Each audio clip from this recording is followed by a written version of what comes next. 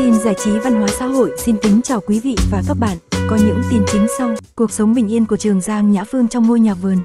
Ngoài ánh đèn sân khấu, vợ chồng Trường Giang Nhã Phương chọn cho mình lối sống giản dị, gần gũi thiên nhiên tại ngôi nhà vườn ở Đồng Nai. Đây là chốn nghỉ dưỡng lý tưởng mà nam danh hài đã dày công xây dựng, tự tay tham gia thiết kế từng góc nhỏ, lựa chọn đồ dùng để tạo nên không gian ấm áp cho cả gia đình. Dù gia đình hiện sinh sống chủ yếu tại thành phố Hồ Chí Minh, nhưng cuối tuần hay những ngày rảnh rỗi, Trường Giang thường đưa vợ và hai con về nhà vườn. Nơi đây được anh đặt tên là nhà trọ Destiny, lấy theo biệt danh thân mật của con gái đầu lòng. Không gian xanh mát này nhanh chóng trở thành nơi gắn kết yêu thương, mang lại cho cả gia đình những trải nghiệm gần gũi và bình yên.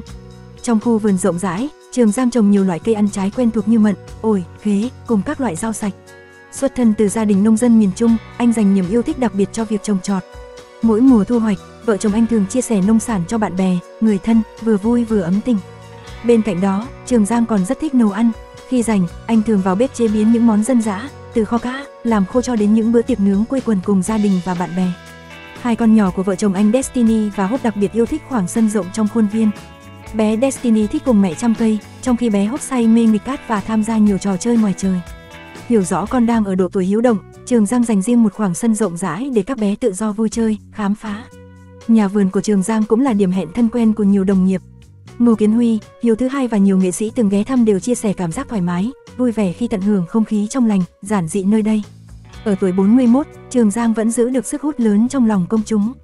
Bên cạnh sự nghiệp thành công qua các vai diễn hài, phim điện ảnh và vai trò MC, anh còn được ngưỡng mộ bởi hình ảnh người đàn ông của gia đình yêu thương vợ, hết lòng chăm lo cho con.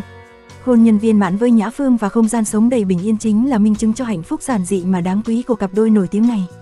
Hòa Minzy Văn Toàn, tình bạn 10 năm vẫn bền chặt giữa showbiz và sân cỏ. Mối quan hệ thân thiết giữa ca sĩ Hòa Minzy và tiền đạo Nguyễn Văn Toàn một lần nữa trở thành tâm điểm chú ý sau khi nam cầu thủ chia sẻ thiệp mời đặc biệt từ bản thân. Trên trang cá nhân, Văn Toàn đăng tải hình ảnh tấm thiệp mời tham dự buổi ra mắt MV Nỗi đau giữ hòa bình của Hòa Minzy kèm dòng trạng thái dí dỏm, mỗi lần ra bài hát là nhắc điếc hết lỗ tai. Câu nói vui vẻ này nhanh chóng gây sốt bởi nó không chỉ cho thấy sự thân tình mà còn ngầm khẳng định mối quan hệ của cả hai là tình bạn trong sáng, gắn bó lâu dài. Giữa những tin đồn hẹn hò từng xuất hiện, Văn Toàn lựa chọn cách phản hồi hài hước, vừa khẳng định sự gần gũi, vừa phủ nhận khéo léo những lời đồn đoán. Chính điều này càng khiến khán giả thêm yêu mến và ngưỡng mộ tình bạn hiếm có trong làng giải trí lẫn thể thao. Thực tế, Hòa Minzy Văn Toàn đã gắn bó với nhau hơn 10 năm.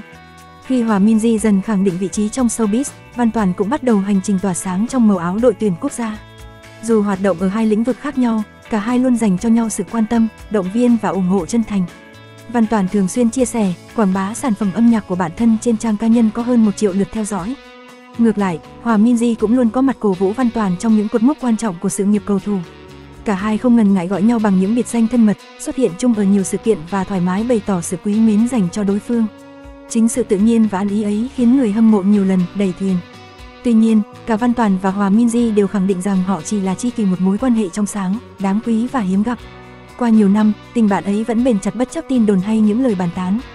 Hình ảnh hai ngôi sao của hai lĩnh vực khác nhau luôn đồng hành, hỗ trợ nhau đã mang đến cho công chúng một câu chuyện đẹp, giàu cảm hứng về sự chân thành và gắn bó.